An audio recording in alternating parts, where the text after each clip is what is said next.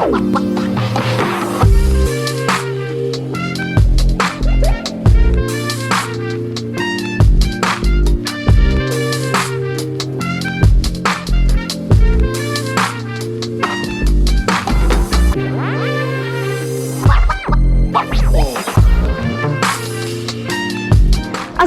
warahmatullahi wabarakatuh. Sahabat Masa Kini, senang sekali saya Putri Zidni dapat kembali hadir menemani Anda di Masa Kini Talks.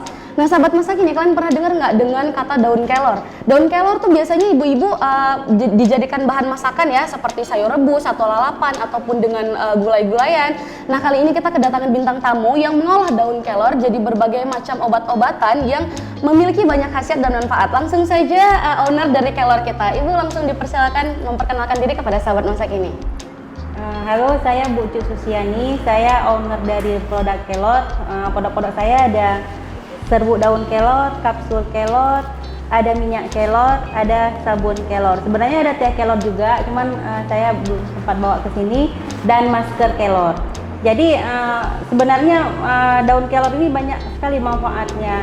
Kandungannya itu juga vitamin C-nya cukup tinggi ya. Kalau kita tahu manfaat daun kelor itu memang luar biasa sebenarnya. Cuman kalau kita orang Aceh itu masih awam dengan produk-produk herbal. Karena saya lebih banyak jual ke luar negeri sih sebenarnya, kayak ke Korea, ke Malaysia, ke Amerika, dan kalau di Indonesia paling ke Bogor. Itu saya punya reseller di Bogor, ada di Medan. Di Medan itu malah orang Filipina yang Filipina. Ibu ya. Cut, mau nanya dong, awal tercetusnya mikir ide menjadikan daun kelor dari berbagai macam olahan ini gimana tuh? Dulu kami kerja di orang NGO, jadi ada pelatihan gitu. sampai ke luar negeri. Dulu ke Malaysia sama ke Thailand. Oh, ke Thailand. Oke. Sempat belajar sana. Dulu kami kan pas pertama sebelum studi banding ke sana, itu produk kami masih kuning, dia nggak hijau. Jadi pas udah belajar ke sana, udah lumayan lah. Pokoknya warnanya nggak hijau lagi, udah nggak kuning lagi, udah hijau. Habis itu dulu kan kami belum ada produk sabun, belum ada produk minyak. Kami belajarnya dari sana sebenarnya. Jadi memang ada pelatihan khusus ya sebelum menciptakan produk ini ya Bu ya. Nah, untuk bisnis ini sendiri tuh dimulai dari tahun berapa Ibu Cut? Kalau dulu sepulang dari sana kami 2014 kami udah mulai produksi. Berarti sudah berjalan 6 sampai 7 tahun ya? Iya, itu. Gitu. Untuk penjualannya dengar-dengar katanya udah sampai ke luar negeri juga tadi ya. Iya, seperti Ibu sebutin Korea, terus ke Malaysia. Itu konsumernya banyak Bu di sana Bu? Kami kan paling kayak di Malaysia itu yang ngambil mahasiswa, mungkin mereka jual-jual lagi di sana. Kalau yang di Korea itu ada ibu-ibu yang dari Tangerang, dia bersuami orang Korea, terus dia kirim ke sana. Oh gitu. Paling best sellernya apa nih Bu dari seluruh produk? Minyak ini sih sebenarnya. Minyak ini. Oh, apa aja nih Bu khasiatnya Bu minyak ini Bu? Minyak biji kelor ya Bu ya? Jadi ini bukan dari daunnya ya, dari bijinya ya. Biasa apa aja nih Bu khasiatnya itu, Bu? Bisa untuk bahan dasar kosmetik, dia bisa untuk luka-luka, alergi, bisa dia. Karena mengandung antiseptik, antioksidan dia dalamnya. Jadi nggak hanya daunnya, bijinya juga bisa diolah ya Bu ya? Kalau ini apa nih Bu? Saya lihat kayak suplemen gitu ya Bu ya? Iya, itu kapsul dari daunnya. Oh, kapsul dari daunnya. Biasanya ini khasiatnya apa aja nih Bu? Itu bisa untuk stamina, habis itu bisa untuk gula darah, dia bisa menurunkan kadar gula juga, bisa untuk menurunkan kadar kolesterol juga. Gitu. Terkendala COVID-19 nih Bu, kita kan mulai pandemi ini kan dari tahun 2019 akhir ya Bu ya. Itu berimbas nggak sih kepada awal-awal bisnis COVID sih sebenarnya malah meningkat orderannya. Benar-benar. Di saat akhir-akhir tengah-tengah COVID ini mungkin karena pengiriman keluar agak susah. Betul. Kalau pos kan kita harus karantina minimal sebelum berangkat dan setelah berangkat. Habis itu kalau kita bisa kita kirim lewat DHL. Cuman ongkirnya mungkin lebih mahal ongkir dari harga barangnya. Gitu. Terakhir kami kirim ke Malaysia aja bulan 12 kemarin, itu ada minyaknya kami kirim 5 liter. Harganya 15 juta, ongkos kirimnya 3 juta sekian. Wow, berarti memang berat di ongkos kirim ya Bu kalau ya? sekarang. Gitu. Kalau boleh tahu sebelumnya itu Ibu promosiin produk ini melalui apa Bu? Dulu sih pertama-tama dari teman ke teman. Dari teman ke teman ya. Habis itu kami ada dokter-dokter juga, termasuk Cempaka Lima udah produk dari kita juga. Ibu Kartini yang punya Cempaka Lima udah pernah juga kunjung ke tempat kita. Karena kita udah BPOM, makanya banyak dokter-dokter yang mulai konsumsi kelor juga. Oh gitu, berarti dari sebelumnya tuh dari teman ke teman gitu, baru menyebar gitu ya. Kalau untuk Instagramnya sendiri ada nih Bu, sosial medianya. Ada apa namanya nih Bu, biar sahabat masa kini tahu nih. Kalau Instagramnya Keloraya, karena kita Keloraya. Dulu kan kita kelor kita, karena itu kan bantuan dari NGO, jadi di dalamnya masih banyak teman-teman NGO. Kalau sekarang kita udah mandiri sejak 2021 ini kita udah buat akte sendiri atas nama Keloraya untuk kedepannya. Tapi untuk penjualannya sendiri di tahun ini udah mulai membaik atau masih sama Bu? Masih sama juga. Masih sama gitu ya. Nah ini kalau ini apa nih Bu? Itu tepungnya. Serbuk daun kelor. Biasanya jadiin apa nih Bu? Itu bisa dicampurkan ke dalam makanan, bisa diseduh kayak jamu. Mirip-mirip klorofil ya Bu ya. Iya, bisa dicampur dengan air mineral juga ya Bu ya, diminum langsung gitu. Iya. Nah buat sahabat masa kini yang penasaran dengan produk dari kelor kita ini, bisa langsung cek Instagramnya di @keloraya. Nah ini ada berbagai macam, dari mulai suplemen, serbuk daun kelor hingga minyak dari biji kelor ini sendiri. Karena COVID-19 juga semakin meningkat ya Bu ya, apalagi di area Aceh ini. Baru-baru ini kita kan dilanjutkan lockdown lagi ya Bu ya. Jadi untuk menjaga stamina dan kesehatan kalian juga, boleh nih sahabat masa kini cobain produk dari kelor kita ini, baik suplemen, minyaknya, dan juga serbuk daun kelornya. Bu, kedepannya Ibu bakalan nyiptain produk baru lagi atau enggak sih kira-kira? Pinginnya sih ada kayak sampo dari dari ampas kelor. Habis itu kayak maskernya, mungkin kayak lulurnya. Karena kan kayak biji ini kan dia ada ampasnya. Ampas itu bagus juga dia untuk menghilangkan bau badan. Kalau ini bisa untuk gatal-gatal juga kayak gitu dia. Jadi sekarang paling kalau ampas ini kan cuma terbuang, paling yang kami gunakan untuk sabun ini cuma berapa persen sih, tapi kan sayang bisa untuk jadi scrub buat lulur. Nah, ini ampas dari ampas bijinya. Nih sahabat masa kini, kalau yang buat kalian yang penasaran, bentuk dari sabun daun kelor ini sendiri tuh seperti ini. Wangi ya Bu ya? Iya, pakai aroma jeruk. Tapi nggak banyak, cuma 0. Betul-betul segar baunya. Iya. Serius. Ini bisa buat badan dan juga wajah. Bisa, karena kita kan alami, nggak pakai kimia, cuman pakai enahol aja sebagai pelarutnya. Khasiatnya bisa bikin putih juga nih Bu ya? Enggak, dia untuk kesehatan aja. Untuk kesehatannya melembabkan mungkin ya, sahabat masa kini. Gitu. Wah, bisa nih sahabat masa kini dijadikan sebagian dari produk kalian. Mungkin ada yang di sini kulitnya sensitif ya Bu ya? Bisa yang kulitnya sensitif, yang merasa nggak cocok dengan berbagai macam produk, bisa dicoba produk dari kelor kita ini. Nah kayak sampo tadi tuh Bu, berbahan baku dari ampas daun kelor. Dari ampasnya, dari minyaknya, dia rencananya gitu. Soalnya kan ampasnya itu, kalau minyak kelor ini kan bisa untuk menghilangkan kotombe juga dia. Gitu, berarti nggak cuman bijinya, daunnya, ampasnya juga bisa ya dibikin produk.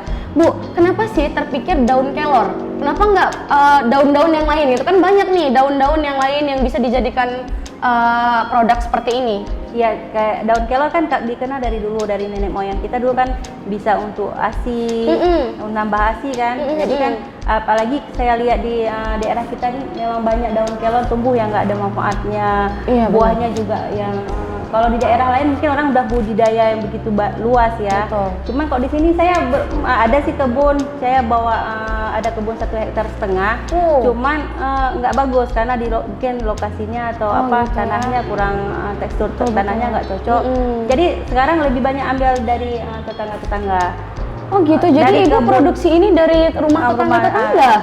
Wow, berarti Ibu nggak punya kebun khusus untuk memproduksi ini ya? Ada kebun khusus, cuma kami tadinya programnya cuma untuk biji. Pas udah waktunya berbuah, mereka nggak berbuah.